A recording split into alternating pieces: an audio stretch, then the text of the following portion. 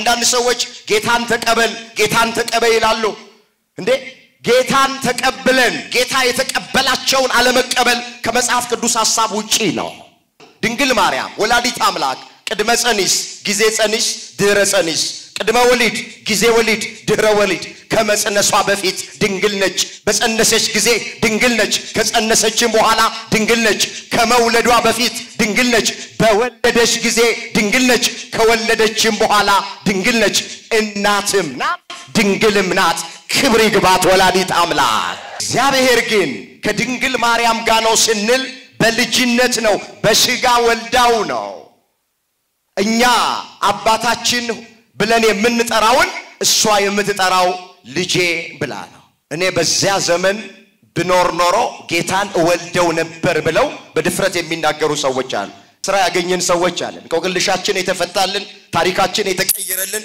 እንባችን የታበሰልን ነገራችን የተገለበጠልን በድንግል ማርያም የተባረክን ሰዎች አለን ከሚተረከው ታሪክ ከሚሰጣችሁ ምዕራፍና ቁጥር በላይ በህይወታችን የተደረገልን እሱ ምስክር ነው ወደን አይደለም ማርያም የምንለው በሷ የተደረገልንን ስለምናውቅ ነው እኛ ኦርቶዶክሳውያን ሁሉ ነገራችን ከመቤታችን ጋር የተያያዘ ነው ማንንም ሰው ዛሬ መጥቶ የማርያምን ፍቅር ሊወስድብን አይችልም እንደውም ክፉ ጎረቤት ዕቃ ያስገዛል ይባላል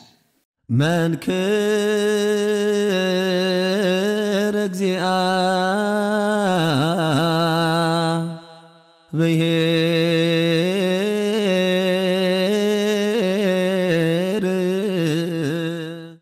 እግዚአብሔር ቃሉን ደጅ ከፍቶ ሁላችንን እንዲያስተምረን የሱ ቅዱስ ፍቃዶ ይሆነልን እሺ በሚኖረን አጭር ሰዓት እግዚአብሔር እንደረዳንና እንደፈቀደልን መጠን የምንማማርበት የትምህርታችን ርዕስ የሚሆነው ትውልድ ሁሉ ብፅዕት ይሉኛል የሚል ይሆናል ይህንን በርዕስነት ያነሳነውን ኃይለ ቃል በመጽሐፍ ቅዱሳችን ላይ ተመዝግቦ የምናገኘው በሉቃስ ወንጌል በምዕራፍ 1 ቁጥር 49 ላይ እስኪ አንድ ጊዜ ላስቸግራችሁና ኃይለ ቃሉን በህብረት ለመናገር ሁላችንም ራሳችንን እናዘጋጅ ትውልድ ሁሉ በሉ እስኪ ብፅዕት ይሉኛል እግዚአብሔር የቃሉን ደጅ ለሁላችንም በቸርነቱ ይክፈትልን ይህንን በርዕስነት ያነሳነውን ኃይለ ቃል በዚህ ስፍራ ላይ የተናገረችው እመቤታችን ቅድስት ድንግል ማርያም ናት እስኪ አንድ ጊዜ ወደ ኋላ መለስ ብለን በርዕስነት ያነሳነውን ኃይለ ቃል የተነገረበትን ምክንያት መረዳት ይቻልን ዘንድ አንድ ታሪክ ባጭሩ እንመልከት በዚህ ርዕስ ውስጥ በዋናነት የምናየው ስለ እመቤታችን ክብር ስለ እመቤታችን ቅድስና ስለ እመቤታችን ንጽህናና ምስጋና በርዕሱ ውስጥ እንደ እግዚአብሔር መልካም ፍቃድ እናያለን ቆሞ ለመናገር ቁጭ ብሎም ለማድመጥ ጥበብ ከእግዚአብሔር ሲሰጥ ብቻ ነውና ለኔ ለባሪያው ተናጋሪ የሆነ አንደበትን ለናንተም ለሰሚዎቹ አስተዋይ የሆነ ልቦናን ቸሩ አምላካችን እግዚአብሔር ለሁላችንም በቸርነቱ ያድለን እስኪ አንድ ላይ በርዕስነት ያነሳነውን ቃል ተስማምታችሁ እስኪ ተናገሩት እስኪ ሴቶች እህቶቼ ብቻችሁን ድምጻችሁን ከፍ አድርጉና ተናገሩ እስኪ ወንዶች እግዚአብሔር ለሁላችንም የቃሉን ደጅ በቸርነቱ ይክፈትልን በሉቃስ ወንጌል ምዕራፍ 1 ቁጥር 26 ተነስተን እየፈጠንን ወደ ርዕሳችን መሰረታዊ ሐሳብ እንመጣለን። ታሪኩ ሲጀምር እንዲህ ብሎ ነው የሚጀምረው። በ6 መልአኩ ገብርኤል ናዝሬት ወደምትባል ወደ ገሊላ ከተማ ከዳዊት ወገን ለሆነ ዮሴፍ ለሚባል ሰው ወደ ታጨች ወደ አንዲት ድንግል ከእግዚአብሔር ዘንድ ተላከ። የድንግሊቱ ስም ማርያም ነበረ ነው የሚለው። ይህ ታሪክ በእርግጠኝነት ለብዙዎቻችን እንግዳ የሆነ ታሪክ አይደለም። ከልጅነታችን ጀምሮ ስንሰማ ያደግነው ታሪክ ነው። ማለዳ ማለዳ ቃልህ አዲስ ነው ታማኝነትህም ብዙ ነው ተብሎ ስለተጻፈ አዲስ የሆነውን ቃል እንደ እግዚአብሔር መልካም ፈቃድ እንነጋገራለን። 6ኛው ወር የሚለው ከየት ተነስቶ ቆጥሮ ነው ስንል የካህኑ የዘካርያስ ሚስት ቅድስት ኤልሳቤጥ እግዚአብሔር በተመለከታት እግዚአብሔር በጎበኛት ነቀፌታዋንም ባስወገደላት በ6ኛው ወር ማለት እሱ ነው። ወገኖቼ እግዚአብሔር የሚመለከትበት ጊዜ አለ። ሁላችንን የሚጎበኝበት እንባችንን የሚያብስበት ታሪካችንን የሚቀይርበት ነገራችንን የሚገለብጥበት እንቆቅልሻችንን የሚፈታበት የራሱ የሆነ ጊዜ እግዚአብሔር አለ። ኤልሳቤጥን ተመለከታት። ተዘግቶ የነበረ ማህፀኗን ከፈተላት። ደርቆ የነበረ ማህፀኗን አለመለመላት። 6 ወር የሚለው ቅዱስ ዮሐንስን በጸነሰች በ6ኛው ወር ማለት አምላካችን እግዚአብሔር በትዳር ውስጥ እየኖሩ በልጅ ያልተባረኩትን እህቶቻችንን እግዚአብሔር በቸርነቱ ይጎብኘልን። እግረ መንገዳችንን መጽሐፍ ቅዱስን ስናነብ በመጽሐፍ ቅዱስ ላይ 7 መካኖች አሉ። 6ቱ መካኖች ወልደዋል። ያልወለደችው አንዷ ብቻ ናት። እሷም ሜልኮል እየተባለች ትጠራለች። ታውቃላችሁ ሳራ በይስሐቅ ተጎብኝታለች። ርብቃ በኤሳውና በያዕቆብ ተጎብኝታለች። ራሔል በዮሴፍ፣ ሐና በሳሙኤል፣ የማኑሄ ሚስት እንትኩ ትባላለች በሶምሶን። አዲስ ኪዳን ላይ ስንመጣ አሁን ታሪኳን የምንተርክላት ቅድስት ኤልሳቤጥ በመጥምቀ መለኮት በቅዱስ ዮሐንስ ተጎብኝታለች። 6ቶቹ መካኖች ወልደዋል። አንዷ ብቻ መካን ናት ያልወለደችው ሜልኮል ተብላ ትጠራለች። የሳኦል ልጅ የዳዊት ሚስት ናት። ሜልኮልም ያልወለደችው እግዚአብሔር ለሜልኮል ልጅ መስጠት ስላቃተው ሳይሆን ስለተረገመች ይቺ ሴት እስክትሞት ድረስ አትወልድም ስለተባለች ነው እንጂ ሁሉም መካኖች ወልደዋል። መጽሐፍ ምን ይላል? ያን ከመሬት የሚያነሳ ምስኪኑን ከፋንድያ ላይ ከፍ ከፍ የሚያደርግ መካኒቱን በቤት ደስ የተሰኘች የልጆች እናት የሚያደርጋት እግዚአብሔር ነው ተብሎ ተጽፏል። እዛ መዝሙር 112 ቁጥር 8 ላይ የተመዘገበ እግዚአብሔር ቃል። እንመለስ። በ6ኛው ወር መልአኩ ቅዱስ ገብርኤል ከእግዚአብሔር ዘንድ ተልኮ ወደ አንዲት ድንግል መጣ። በዚህ ታሪክ ውስጥ ላኪ አለ፣ ተላኪ አለ፣ የተላከበት ሀገር አለ፣ የተላከበት ከተማ። ላኪው እግዚአብሔር ነው። የተላከው ቅዱስ ገብርኤል ነው። የተላከበት ሀገር ገሊላ ነው። ከተማይቱ ናዝሬት ትባላለች። ተልኮ የመጣው ወደ እመቤታችን ወደ ቅድስት ድንግል ማርያም መጥቶ ምንድነው ያላት?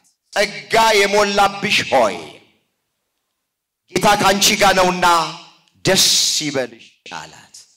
ጸጋ ለሞላብሽ መጣው አላላትም። አስተውሉ። ጸጋ የሞላብሽ ሆይ ነው ያላት።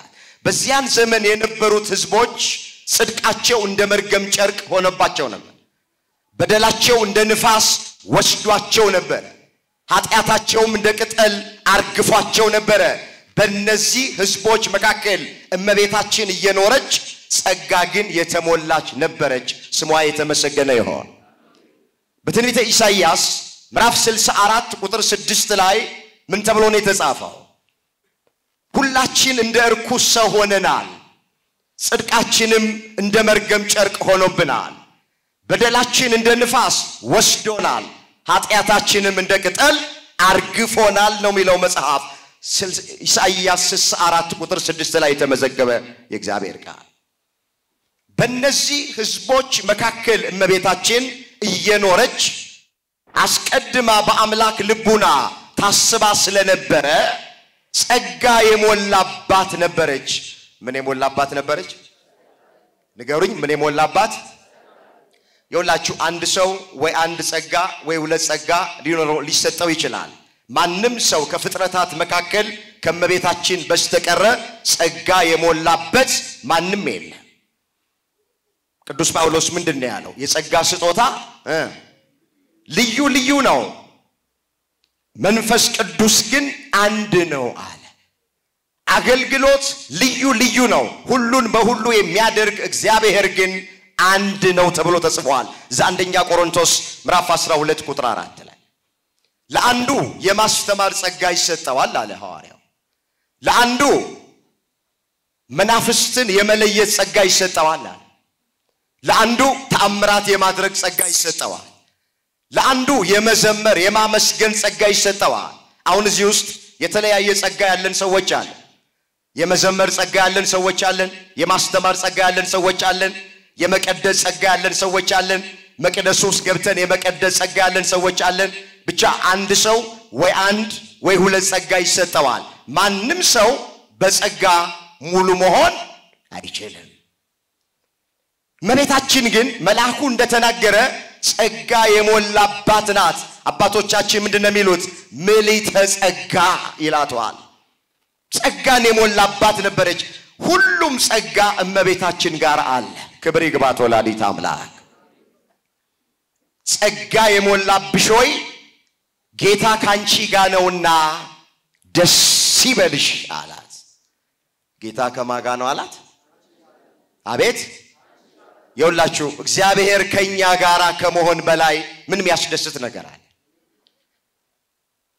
እንኳን እግዚአብሔር ከኛ ጋራ ሆኖ ስመጥር የሆኑ ሰዎች ባለጸጋ የሆኑ ሰዎች ባለጊዜ የሆኑ ሰዎች አለውልሽ እኔ ካንቺ ጋር ነኝ እኔ ካንተ ጋር ነኝ ሲለን ውስጣችን እኮ ደስታ ይሰማዋል አይደለም ጧት ማታ ወደ መቅደሱ የምንገሰግሰው የምንጾመው 3 ሰዓት ቆመን የምናስቀድሰው እንዲህ ባለ ጉባኤ ቁጭ ብለን የእግዚአብሔርን ቃል የምንሰማው እግዚአብሔር ከኛ ጋር እንዲሆን እኮ ነው ጌታ ካንቺ ጋር ነው አላት ወገኖቼ እግዚአብሔር ከኛ ጋር ቢሆን በረድኤት ነው በበረከት ነው በጸጋ ነው እግዚአብሔር ግን ከድንግል ማርያም ጋር ነው ስንል በልጅነት ነው በስጋ ወልዳው ነው እኛ አባታችን ብለን የምንጠራውን እሷ የምትጠራው ልጄ ብላ ነው ምን ብላ ልጄ ብላ ነው የምትጠራው ጌታ ካንቺ ጋር ነውና ደስ ይበልሽ አንቺ ከሴቶች መካከል ተለይተሽ የተባረክሽ ነሽ አላት እስኪ አንቺ በሉ ከሴቶች መካከል ተለይተሽ የተባረክሽ ነሽ ምን ያልሽ ነሽ አንዳንድ ሰዎች እሷ ከማን ተበልጣለች ብለው የሚናገሩ ሰዎች አሉ እኔ በዚያ ዘመን ብኖር ኖሮ ጌታን እወልደው ነበር ብለው በድፍረት የሚናገሩ ሰዎች አሉ እግዚአብሔር ልብ ይስጣቸው መልአኩ ግን ምንድነው ያላት አንቺ ከሴቶች መካከል ተለይተሽ የተባረክሽ ነሽ መትህተ ፈጣሪ መልዕልተ ፍጡራን ነሽ በቤተ ክርስቲያናችን ድንግል ማርያም ከፈጣሪ በታች ከፍጡራን ሁሉ በላይ የከበረች ናት ነው ብለን ምናም እሷ ከሴቶች መካከል የተለየች ናት ስለ ብዙ የተነገረ ቃል ነው በእርግጠኝነት ብዙዎቻችሁ አሁን በዚህ ሱባኤ ጧት ቤተ ክርስቲያን እየሄዳችሁ ውዳሴ ማርያም ትርጉም ትሰማላችሁ ቅድስት ሆይ ለምኝልኝ የሚለውን ሊቁ ሲፈታው ምንድነው የሚለው ወይም ከሴቶች ተለይተሽ የተባረክሽ ነሽ የሚለውን ሲፈቱት ምንድነው መተርጉማን የሚሉት ስለ ሶስት የተነገረ ቃል ድንግል ማርያም ከሴቶች መካከል ልዩ የሆነችበት የመጀመሪያው ምክንያት ሌሎች ሴቶች ከመጽነሳቸው በፊት ድንግል ሊሆኑ ይችላሉ በጸነሱ ጊዜ ድንግልናቸውን ያጣሉ ከጸነሱም በኋላ ድንግልናቸውን ያጣሉ ሌሎች ሴቶች ከመውለዳቸው በፊት ድንግል ሊሆኑ ይችላሉ በወለዱ ጊዜ ግን ድንግልናቸውን ያጣሉ ድንግል ማርያም ወላዲት አምላክ ቅድመ ጸኒስ ጊዜ ጸኒስ ድህረ ጸኒስ ቅድመ ወሊድ ጊዜ ወሊድ ድህረ ወሊድ ከመጸነሷ በፊት ድንግል ነች በጸነሰች ጊዜ ድንግል ነች ከጸነሰችም በኋላ ድንግል ነች ከመውለዷ በፊት ድንግል ነች በወለደች ጊዜ ድንግል ነች ከወለደችም በኋላ ድንግል ነች እናትም ናት ድንግልም ናት ክብር ይግባት ወላዲት አምላክ አንዲት ሴት ከወለደች በኋላ ድንግልናዋን ታጣዋለች እመቤታችን ልጅ አላት ግን ድንግል ነች በዓለም ላይ አንድ ሴት ብቻ ልጅ ካላት በኋላ ድንግል ተብላ የምትጠራ አንድ ሴት አለች እሷ ማናት ስሟን ጥሯት ማናት አመስግኗት ከልባችሁ ክብር ይግባት ወላዲት አምላክ ሁለተኛ አንቺ ከሴቶች መካከል ተለይተሽ የተባረክሽ ነሽ ያላት መልአኩ በዚህ ነው ሶስተኛ ድንግል ማርያም ከሴቶች መካከል የተለየችበት ምክንያት ምንድነው ስንል ሌሎች ሴቶች ቢወልዱ ነገስታትን መኳንንትን መሳፍንትን ጳጳሳትን ስመጥርና ዝነኛ ሰዎች ሊወልዱ ይችላል እሷ ግን የወለደችው ሁሉን አስረጅቶ የሚኖረውን በሞት ላይ ስልጣን ያለውን አሕዛብን በብረት በትሩ የሚገዛውን የነገስታት ንጉስ የአማልክት አምላክ የጌቶች ጌታ የኃያላን ኃያል የሆነውን መድኃኔ ዓለም ኢየሱስ ክርስቶስን በመውለዷ ከሴቶች ሁሉ ድንግል ማርያም የተለየች ናት ሶስተኛ ከሴቶች ልዩ ያደረጋት ነገር ይሄንን አለ መልአኩ ከዛ በኋላ እመቤታችን ታሪኩ እንደምናውቅ ይሄ እንዴት ያለ ሰላምታ ነው ብላለች ማርያም ሆይ አትፍሪ በእግዚአብሔር ፊት ሞገስ አግኝተሻል አላት እንፍጠንና ወደ ርዕሳችን ጋር እንምጣ ሰዓታችሁ እንዳልወስድባችሁ እስኪ ማርያም ሆይ በሉ በእግዚአብሔር ፊት ሞገስ ጸጋ አግኝተሻልና አትፍሪ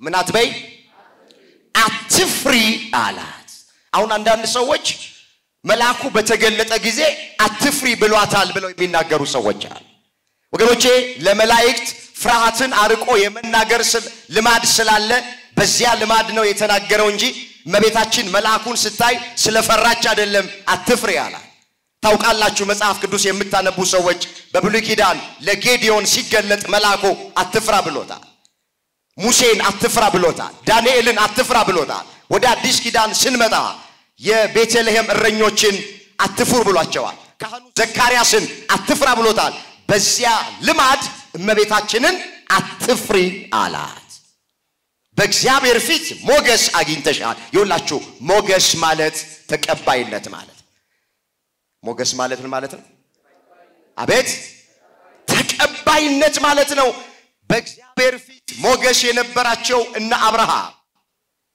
በእግዚአብሔር ፊት ሞገስ የነበራቸው እነ ሙሴ በእግዚአብሔር ፊት ሞገስ የነበራቸው እነ ሄኖክ ሌሎቹም ደጋግ አባቶች የእምነት አርበኞች የለመኑት ልመና በሙሉ ተፈጽሞላቸዋል እመቤታችን በእግዚአብሔር ፊት ሞገስ ስላላት የምትለምነው ልመና ሁሉ ይፈጸምላታል አሁንም ምን አላት ጸጋ ሞገስ አግኝተሻል ልጅ ትወልጃለሽ ስሙንም ማን ትይዋለሽ ተስማሙና ንገሩኝ ማን ትይዋለሽ ቅዱስ ገብርኤል አማኑኤል ትይዋለሽ አላለ ስሙንም ማን ትይዋለሽ ኢየሱስ ትይዋለሽ አላት ወንድ ልጅ ነው የምትወልጂው ነው ያላት ስሙንም ኢየሱስ ብለሽ ትጠራዋለሽ አላት ኢየሱስ ማለት የስሙ ትርጉም መድኃኒት ኢየሱስ ማለት ምን ማለት ነው አቤት መድኃኒት የሥጋም መድኃኒት የነፍስም መድኃኒት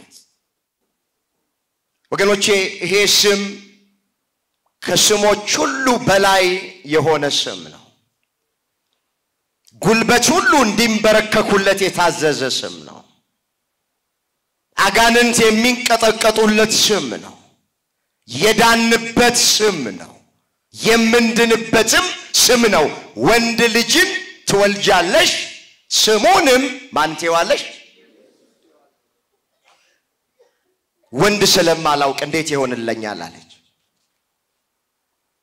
ድንግል ስለሆንኩኝ እንዴት ይሆንልኛል አላለችም እመቤታችን ወንድ ስለማላውቅ እንዴት ይሆንልኛል ብላ ስትል ሶስት ምስክርነቶችን አመጣ እግረ መንገዳችንን ወንድ ስለማላቅ ማለቷ ምን ማለቷ ነው ያሉ እንደሆነ ወገኖቼ በቤተ ክርስቲያን እመቤታችንን እኛ ድንግል ስንላት ድንግልናዋ በሶስት ወገን ነው በስንት ወገን አቤት በሶስት ወገን የመጀመሪያ በስጋ ድንግል ነች በህሊናዋ ድንግል በሐሳቧ ምንድነች አቤት ድንግል ነች አስተውሉ የእመቤታችን ድንግልና ከሌሎች ሰዎች ድንግልና የተለየ ሌሎች ሴቶች በስጋ ድንግል ቢሆኑ በሐሳባቸው ድንግል መሆን አይችሉም ጠይም ሲያዩ ጠይም ይመኛል ቀይ ሲያዩ ቀይ ይመኛል አጭር ሲያዩ አጭር ይመኛል ረጅም ሲያዩ ረጅም ይመኛሉ በህሊናቸው ያመነዝራሉ አንዲት ሴት በስጋዋ ድንግል ብትሆን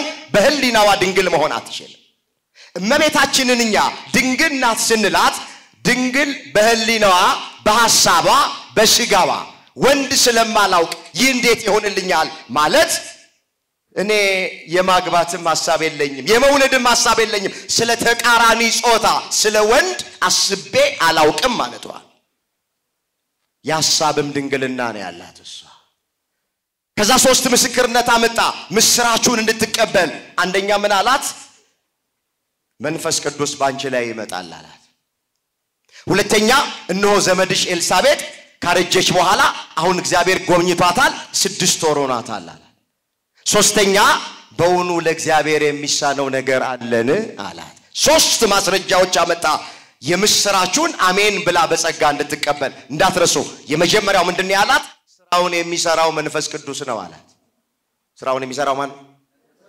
አቤት መንፈስ ቅዱስ ነው ሁለተኛ ዘመድሽ ኤልሳቤጥ መካን ነበረች አሁን እግዚአብሔር ካሰባት ከጸነሰች 6 ወር ሆኗታል ኤልሳቤጥ የእመቤታችን ዘመድ ናት ያክስቷ ልጅ ናት ኤልሳቤጥ ማለት የኢያቄም እህት ናት ዘመድሽ ኤልሳቤጥ ከጸነሰች 6 ወር ሆኗታል ሶስተኛ ማስረጃ ምን አለ በእውኑ እግዚአብሔርን የሚያቀተው ነገር አለ በእውኑ ለእግዚአብሔር የሚሳነው ነገር አለ ሲል እመቤታችን ምን አለች ይኩነኒ በከመ ትቤለኒ እነሆኝ የጌታ ባሪያ እንደምን ይሁንልኝ ጨርሱት እንደምን ይሁንልኝ እንደ ቃል ይሁንልኝ ለእግዚአብሔር የሚሳነው ነገር እንደሌለ አምናለሁ አለች ምን እላለሁ አቤት እነሆኝ የጌታ ባሪያ እኔን ቃል ሳለ በጣም ይገርመኛል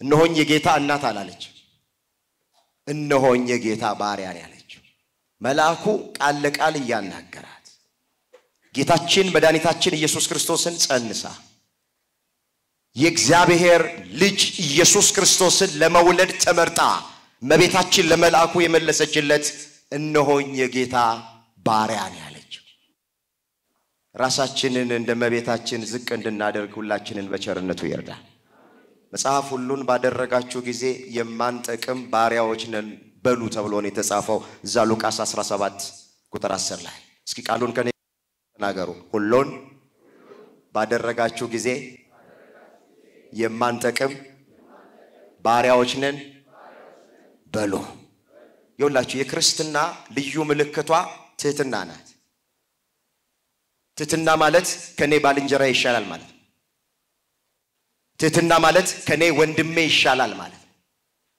ትህትና ማለት ከኔ እህቴ ትሻላለች ከኔ መምህር ከሌ ይሻላል ከኔ አባ ከሌ ይሻላሉ ከኔ ዘማሪ ከሌ ይሻላል ማለት መቤታችንን የምንወዳት ከሆነ ከሷ የምንማራቸው ብዙ ነገሮች አሉ ቅድስና እንማራለን ለእግዚአብሔር የሚሳነው ነገር እንደሌለ ማመንን እንማራለን ንጽህናን እንማራለን ትህትናን እንማራለን እናት ሆና ሳለች ባሪያን ያለችው ስለዚህ መጽሐፍ እግዚአብሔር ትዕቢተኞችን ይቃወማል ለትሑታን ግን ጸጋውን ይሰጣል ተብሎ ተጽፏል መጽሐፍ ቅዱስን ስታነቡ ከኦሪት ዘፍጥረት እስከ ዮሐንስ ራእይ ስታነቡ የእግዚአብሔር የሆኑ ሰዎች መለያቸው ትህትና ነው ስለማን ልተርክ ስለ አብርሃም ልተርክ ስለ ሙሴ ልተርክ አዲስ ኪዳን ላይ ልምጣና ስለ ኢየሱስ ክርስቶስ ልተርክ እኔ የዋህ በልቤም ትሑት ነኝ ከኔ ተማሩ ያለውን ስለ ቅዱስ ጳውሎስ ልተርክ እስከ ሶስተኛው ሰማይ የተነጠቀ በቀሚሱ ጫፍ እውር ያበራ ለምጽ ያነጻ ሽባ ይረታ ጎባጣ ያቀና የነበረ 72 ቋንቋ ይናገር የነበረ ጳውሎስ እኔ ጭንጋፍ እንጂ ሰው አይደለሁም ነው ያለው። ሁላችሁ የክርስትና ልዩ ምልክቷ ትህትና ናት። በትህትና እንድንመላለስ እግዚአብሔር ሁላችንን ይርዳል። እነሆኝ የጌታ ባሪያ እንደ ቃል ይሁንልኝ አለች። የመላእኩን የምስራች በይሁንታ አሜን ብላ ስትቀበል ዓለም ድህነቱ ተወጠነ። ሊቃውንት ምን ይላሉ? መቤታችን ያኔ ይሁንታ ባታሳይ አሜን ብላ ባትቀበል ኖሮ የዓለም የመዳን ቀን አንድ ቀን ከቆየች አንድ ቀን ይራዘም ነበር፣ ወር ከቆየች ወር ይራዘም ነበር ይላሉ ሊቃውንት። አሜን ብላ ስትቀበል ከሶስቱ ቅዱስ አንዱ ቅዱስ አካላዊ ቃል እግዚአብሔር ወልድ ኢየሱስ ክርስቶስ የዕለት ጽንሶ ነው በማህፀኗ ተጸነሰ ይላል። ወዲያው በድግ ብላ ታሪኩ እንደምናቅ ወደ ተራራማው ሀገር ወደ ዘካርያስ ቤት ሄደች። ኤልሳቤጥን ተሳለመቻት። ኤልሳቤጥም የማርያምን ሰላምታ ስትሰማ ጽንሱ በማህፀኗ ውስጥ በደስታ ዘለለ። በኤልሳቤጥም መንፈስ ቅዱስ ምን አለባት? ይኸውላችሁ የእመቤታችን ምስጋና የእመቤታችን ሰላምታ መንፈስ ቅዱስን ይሞላል፣ ጽንስን ያዘልላል። ሰላምታውን ስትሰማ የእመቤታችንን ቅድስት ኤልሳቤጥ ማህፀን ውስጥ የነበረ የ6 ወር ጽንስ ዘለለ ይላሉ ሊቃውንተ ቤተ ክርስቲያን። ይሄንን በሲኖዶሳቸው ዘለለ የሚለውን ቃል ሰገደ ብለው ፈተውታል። ለምን? ለጽንስ ዝላይ አይመቸውምና ጽንስ ዘለለ አይባል፣ ግን ሰገደ ብለውታል። መቤታችን ለጸነሰችው የአምልኮ ስግደት ሰገደ። ለመቤታችን ደግሞ የጸጋ የአክብሮት ስግደት ገና በማህፀን ውስጥ ሳለ ቅዱስ ዮሐንስ ሰገደ። ኤልሳቤጥም መንፈስ ቅዱስ ሞላባት።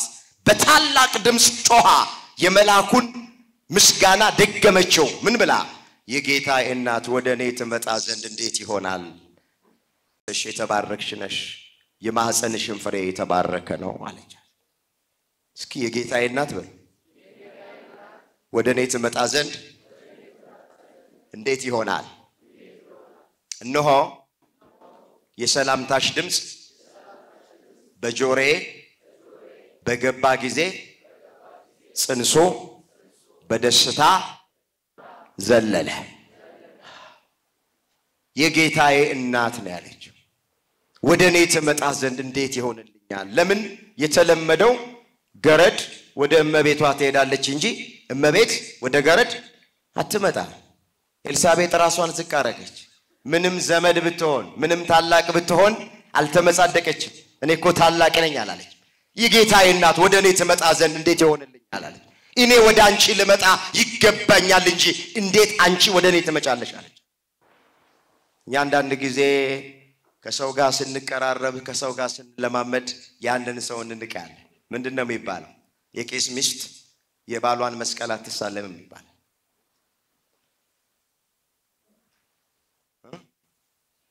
ለምን ይመስላችኋል? አሁን ከሌላ ቄስ እኮ ትሳለማለች፣ ግን ባሏ ስለሆነ አብሯው ስለሚወጣ ስለሚገባ የቅርቧ ስለሆነ የቄስ ሚስት የባሏን መስቀል አትሳለም፣ ወይም በቅርብ ያለ ጸበል ልጥ ይነክሩበታል ይባላል።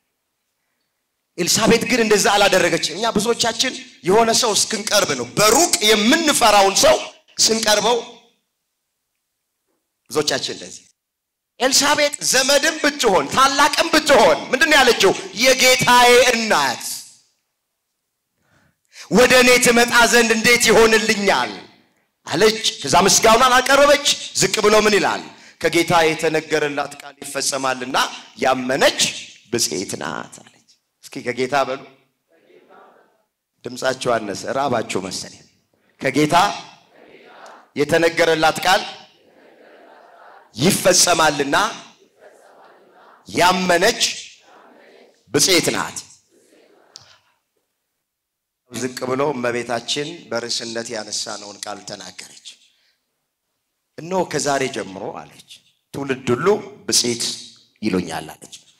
ይሄን ሁሉ የተረክነው እዚህ ጋር ለመድረስ ባንዱ መልአክ በቅዱስ ገብርኤል ባንዲት እናት በቅድስት ኤልሳቤጥ ተመስግኜ አላበቃም።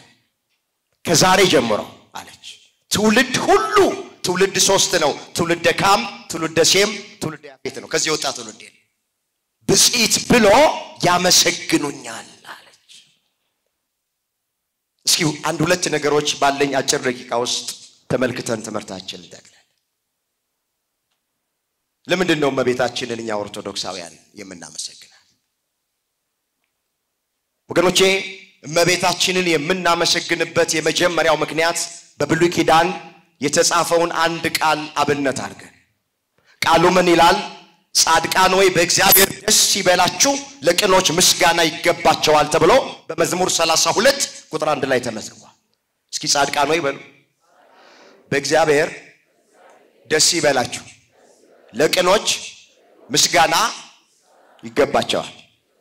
ቤተክርስቲያን እያለች ያለችው ለቅኖች ምስጋና የሚገባቸው ከሆነ ለቅኖች ከሚሰጠው የምስጋና ድርሻ ለእመቤታችን ይገባታል ነው ማለት። የመጀመሪያው ድንግል ማርያምን የምናመሰግንበት ምክንያት ዳዊት የተናገረውን ቃል ይዘን ነው። ሁለተኛ በአዲስ ኪዳን እመቤታችንን የምናመሰግንበት ምክንያት የእግዚአብሔርን ቃል የተናገሯቸውን ዋኖቻችሁን አስቡ ስለሚል ከሰማያውያን መላእክት መካከል ቅዱስ ገብርኤልን አብነት አድርገን ከምድራውያን አንስቶች መካከል እውነተኛ መንፈስ ቅዱስ ያደረባትን ቅድስት ኤልሳቤጥን አብነት አድርገን ድንግል ማርያምን እናመሰግናለን። ራሷም እመቤታችን የተናገረችውን ቃል መሰረት አድርገን ምን የሚለውን በርዕስነት ያነሳነውና እነሆ ከዛሬ ጀምሮ ትውልድ ሁሉ ብጽዕት ይሉኛል፣ ቅድስት ይሉኛል፣ ንጽሕት ይሉኛል የሚለውን ቃል ይዘን እመቤታችንን እናመሰግናታለን። እስኪ አመስግኗት፣ ከፍ አድርጋችሁ እስኪ አመስግኗት። ለምንድነው የምናከብራት? እስኪ እንምጣለን። እመቤታችንን የምናከብርበት ምክንያቱ ምንድነው? ብዙ ምዕራፍና ቁጥር አልጠቅስም፣ አንድ ቃል ብቻ ነው የምናገረው። ወገኖቼ እመቤታችንን የምናከብርበት ምክንያቱ ምንድነው ስንል እግዚአብሔር አስቀድሞ ስላከበራት እኛም እናከብራታለን። እስኪ እግዚአብሔር አስቀድሞ ስላከበራት እኛም እናከብራታለን። ድንግል ማርያምን አስቀድሞ ያከበራት ማን ነው? የመረጣት ማን ነው? የወደዳት ማን ነው? የተቀበላት ማን ነው? ከፍ ከፍ ያደረጋት ማን ነው? እግዚአብሔር ስላከበራት እኛ ምን እናረጋታለን? ብዙ ምዕራፍና ቁጥር አትፈልጉ፣ ብዙ ክርክር ውስጥ አትግቡ። ማንም ሰው ተነስቶ ድንግል ማርያምን ለምን ታከብራለህ ብሎ ቢጠይቀን መልሳችን እግዚአብሔር ስላከበራት አከብራታለሁ። ለምን? ክርስትና ማለት እግዚአብሔር ያከበረውን ማክበር ነው። ክርስትና ማለት እግዚአብሔር የተቀበለውን መቀበል ነው። ክርስትና ማለት እግዚአብሔር የወደደውን መውደድ ነው። መጽሐፍ ምን ይላል? እናንተን የሚቀበል እኔን ይቀበላል፣ እኔን የሚቀበል የላከኝን ይቀበላል። ነብይን በነብዩ ስም የሚቀበል የነብዩን ዋጋ ይወስዳል። ጻድቁን በጻድቅ ስም የሚቀበል የጻድቁን ዋጋ ይወስዳል። ከነዚህ ከተናናሾች ለአንዱ ቀዝቃዛ ውሃ እንኳን በስሙ ብታጠጡ እውነት እላችኋለሁ ዋጋው አይጠፋበትም ብሎ ተጽፏል። ማቴዎስ 10 ቁጥር 40 ላይ የተመዘገበ እግዚአብሔር ቃል። ቃሉን አስተውሉት። እናንተን የተቀበለ እኔን ተቀበለ ነው የሚለው። እኔን የተቀበለ የላከኝን ተቀበለ። አንዳንድ ሰዎች ጌታን ተቀበል ይላሉ። እንዴ ጌታን ተቀበለን ጌታ የተቀበላቸውን አለመቀበል ከመጽሐፍ ቅዱስ ሐሳብ ውጪ ነው። እኔን የተቀበለ እናንተን ተቀበለ ብሏል። እናንተን የተቀበለ እኔን ተቀበለ ብሏል። እኔን የተቀበለ ደግሞ የላከኝን ተቀበለ ነው ያለው። ስለዚህ ድንግል ማርያምን የምናከብርበት ምክንያቱ እግዚአብሔር ስላከበራት ነው። ደግሞ ጳውሎስ የተናገረውን ቃል መሰረት አድርገን መጽሐፍ ምንድነው የሚለው? ቀረጥ ለሚገባው ቀረጥን፣ መፈራት ለሚገባው መፈራትን ስጡ አለና ክብር ለሚገባው ደግሞ ምንን ስጡ አለ? እስኪ ክብር ስጡ አትለው ለሪት አምላክ። ሮሜ ምዕራፍ 13 ቁጥር 7 ላይ የተመዘገበ ቃል ነው። ክብር ለሚገባው ክብርን ስጡ ነው። ስለዚህ ትውልድ ሁሉ ብጽዕት እያለ ያመሰግነኛል። እኛ በሷ የተደረገልንን ስለምናውቅ ድንግል ማርያምን እናከብራለን፣ እንወዳታለን። አዎ ከውድቀት የተነሳ ነው ከሞት ወደ ሕይወት የተሸጋገር ነው በጌታችን በመድኃኒታችን በኢየሱስ ክርስቶስ ነው። ድንግል ማርያም የድህነታችን ምክንያት ናት። ማናቀውን አምላክ ያሳወቀችን እሷ ናት። ማይዳሰሰው አምላክ የተዳሰሰው ከሷ በነሳው ሥጋ ነው። ታውቃላችሁ ለመለኮት ሥጋ ደም አጥንት የለውም። ሥጋንም አጥንትንም ደምንም የወሰደው ከሷ ነው። ስለዚህ ድንግል ማርያም መወጣጫ መሰላላችን ናት መሸጋገሪያ ድልድያችን ናት ከአምላክ መነጋገሪያ ቋንቋችን ናት የባህሪያችን መመኪያ ናት እኔ ከምተርክላችሁ ታሪክ በላይ ድንግል ማርያምን ለማክበር ለመውደድ ለማመስገን በህይወታችን የተደረገልን ነገር እሱ ምስክር ነው እስከ የተደረገላችሁ ከፍ አድርጋችሁ አመስግኗት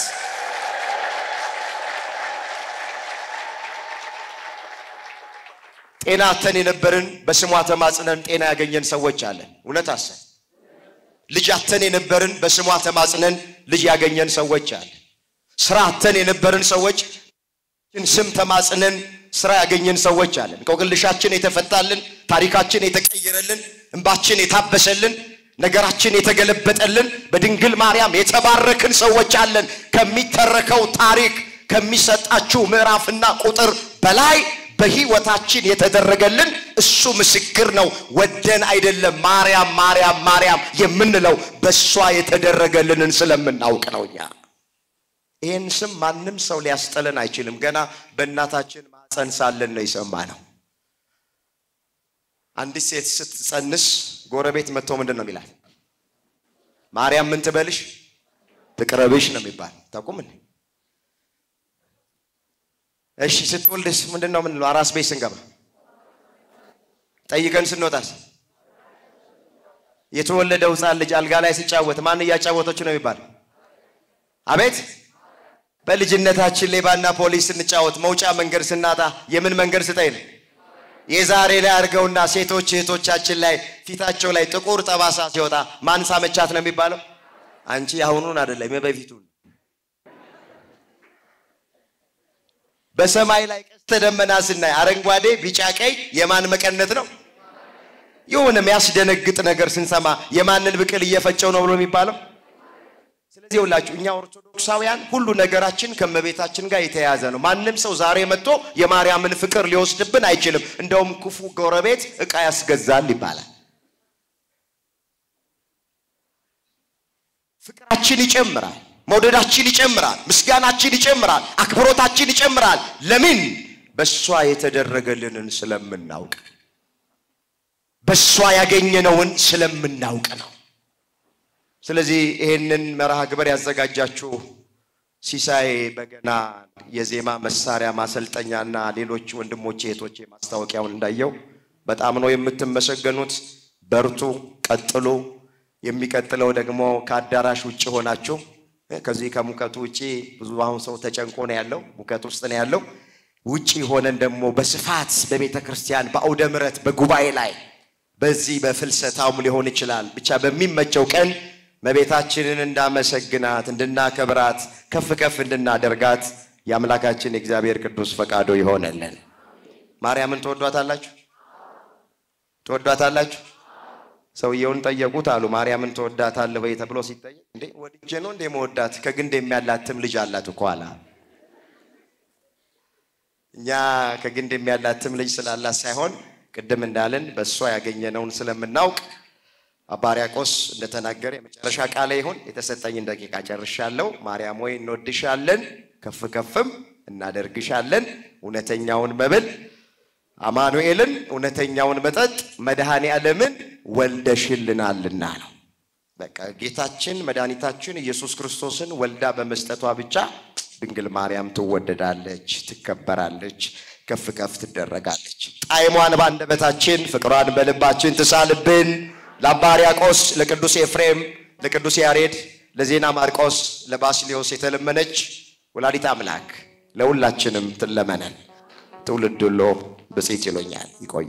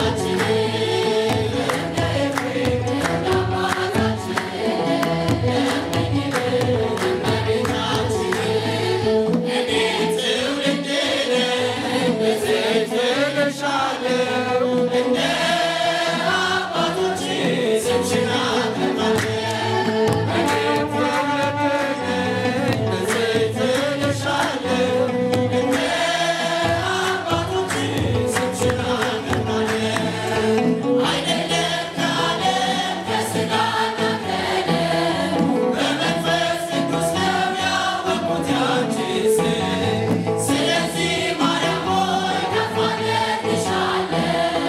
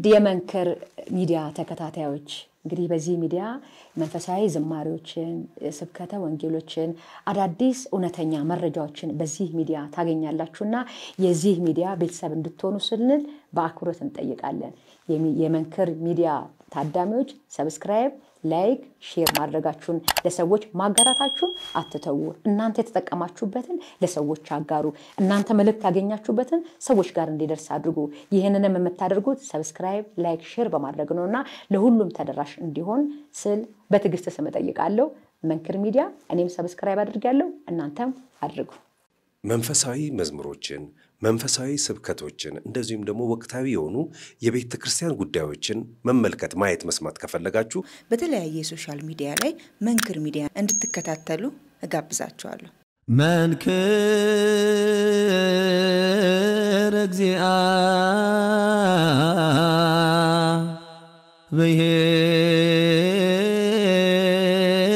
ብሔር